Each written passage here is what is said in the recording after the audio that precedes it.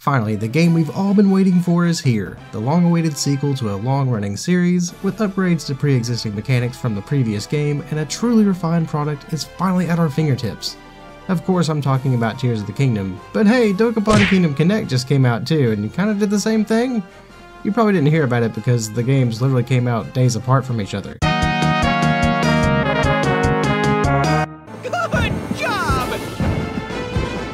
Dokapon Kingdom coming back is a mixed feeling for me. While I do genuinely love the game and feel it deserves praise for being one of the most mechanically rich board game video games in existence, to be frank, this game is evil. I'm sure you've heard the talk of Mario Party and Mario Kart being the friendship killer, but honestly I don't think they hold a candle to Dokapon Kingdom. Upon telling my friends about this remake, and I use that term very loosely, they were really excited about it, but I feel they often forget just how malicious this game can actually be. I even made the effort to record our gameplay just to document the events that would take place. Luckily, everything bad with the game seemed to only happen to me. Oh no! Just take it. Good lord. You're not good at rock, paper, scissors. Apparently not. You're not bald. Just like you wanted to be. If you've never heard of Dokapon Kingdom and this is your way of finding out, there's still time to run away. You don't have to play this game. But no, seriously, Dokapon Kingdom is great. It's just really mean. It sends you and your friends out on a board game adventure with a nice mix of RPG elements, and even a competitive economy. There's seriously some in-depth mechanics here for something that's so deceptively cute. You can beat foes and level up, which allows you to learn techniques. You could even choose classes and level up even more to change into more powerful classes, which honestly, with this game being an exact copy of the older games, it's pretty impressive to have this many mechanics in something that's supposed to be just an old party game. I know I kind of pitched this opening that Dokapon Kingdom had advancements made to its mechanics, and that's kind of a hard claim to make.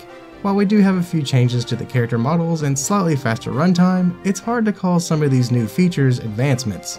First off, it seems like Dokapon Kingdom Connect got hit with a bit of censorship, which, considering the material here, seems so unnecessary. But one change I do feel a lot is that the game is harder. You would never do that if I hit anything else. So much death this time around in Dokapon Kingdom. Yes, I went first. I do feel like we didn't die this many times. No. Not in Do this you think stage. they might have made it more difficult? Probably. Yeah, the one thing it was missing. In short, the game plays like a board game where the ultimate goal is to make money. Players can earn money from defeating foes on the board, hitting random item money slots, and getting weapons and items and then selling them to shops. Of course, all of this is pretty much rendered useless when you get to saving towns and essentially owning the town's revenue, which vastly increases your character's income. This essentially is the real main goal of the game. Earn as many towns as you can and outrank your friends in terms of wealth. While this premise is easy enough, there is so much potential for things to occur, be it your friends trying to take over the towns you own or just random occurrences that plague the gameplay. Literally tons of random events happen that can benefit you or could absolutely wreck you. That is part of the fun, but I hope you're not too competitive or else this game will prey on that. Good lord! Oh look, I rolled a 6. Oh, there goes your My god. The start of the game has you running around a tutorial area in the span of 2 in-game weeks. This lets you get some items and weapons that will help you out when you get to the real maps. You can also fight with enemies to help you gain levels and strengthen your character. In this particular playthrough, I found myself playing for an hour and a half and managed to level up once. You see, the battle system plays with a rock, paper, scissors-like system, with turn order being completely random and the fighting systems having an advantage and disadvantage style that you just have to hope your choice is correct.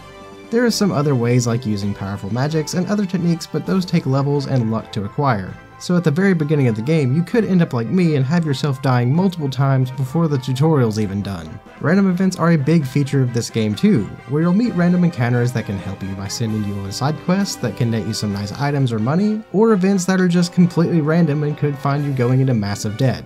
It's just that kind of game. Death in Dokapon Kingdom doesn't mean game over, but more so as a small punishment. If your HP falls to 0, you have a chance of being resurrected with nearly no consequence, with just being suspended for a turn or two, or there's the chance of having a more unlucky death which can see you losing one of your items, getting your hairstyle being butchered, and having to wait up to 3 in-game days to resurrect and try to catch up with your friends. This is gonna hurt. This is gonna hurt. This. Yeah, you're dead. Yeah, that's fine. I need things anyway. Oh, of course. You got the little demon. It's starting. It's begun. Joey's downfall into madness. Oh Your no! hairstyle's been changed into Francis X. Damn it! That's What happened? His He hairstyle made me changed. bald. Oh. This game sucks. Only to you, brother. Only to me. Only to you. Oh, actually, you know what? I don't hate it. You're bald on top. I am bald on top. Oh. I'm gonna die. That's a. Oh, Yeah, I don't have that much defense. Oh, damn! Uh-oh. Oh, the Reaper. Oh, no. He said, what you got on you? Oh, no. That fish looks very happy with himself. My knife! It planted a knife on you. Oh. It's rough to be on the downward slope in a game like this, and for this playthrough, that was definitely me. I died 3 times in the first hour and a half and paid for it dearly. That said, it is nice to see a lot of this game largely untouched, with a lot of the voice actors and music being the same. Honestly, Dokapon Kingdom Connect really does serve as more of a port than any type of upgrade. There is the aforementioned censorship, and during a player fight, you can't rename the losing player's character, which is probably for the better if you want to keep your friends. But there isn't too much here that's new, and not a lot to be considered an upgrade. But that said, one big addition was that sorely needed ability to play online. If you're familiar with Dokapon Kingdom, then you know that no matter how early you start a game with your friends, you probably won't be finishing a game that day. There are multiple areas to play in, and those all come with their own towns, so dealing with all of that, plus trying to get the edge over your friends, usually means you'll need a few days of sessions to actually finish a match. You know. Oh, no! Oh no, it tricked me. It's gonna kill you. Oh my god. It did kill me. Oh, that's satisfying. Just a little bit. Oh, it is the Grim Reaper. What does it take from you? What does it take from you? No, I haven't seen yet. Days. Days. Oh, it took the days I stole from Eric. Man, I've worked really hard to get that too. I don't think I've ever seen a fairy be like, I'm just gonna beat the shit out of him. I believe they did have a few settings for smaller play sessions, but I feel you need the longer sessions to get the full, maddening experience. Plus, if it is true that the difficulty is higher, you may find yourself spending even more time in this game. But with my straight losses, there was something I did notice. Usually when a player is on a downward spiral, they are given a chance to get dark powers and basically screw over everyone else. While I feel this offer used to happen a lot, it didn't happen a single time during our playthrough.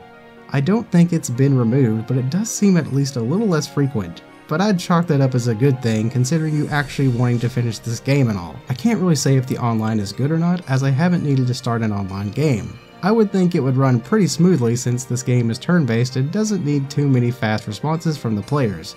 But simply having the option is enough for me to call it a good idea.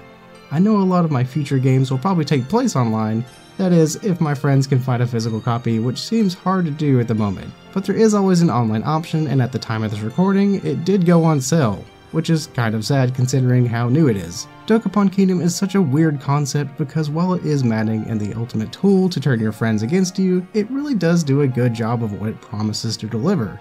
The fights are fun, and being able to do little things like side quests and level up into different classes, and even mixed classes really does add a bit of depth to something that's supposed to be a simple board game.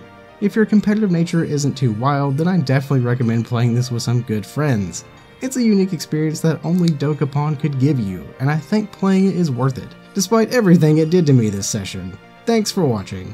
I know you hate me right now, but can I have a drink? Actually, no. Absolutely not. Thanks for listening to my thoughts and mild frustrations with Dokapon Kingdom. If you like what you saw, then like the video and consider subscribing if you do. And as always, have a great day and keep it practical.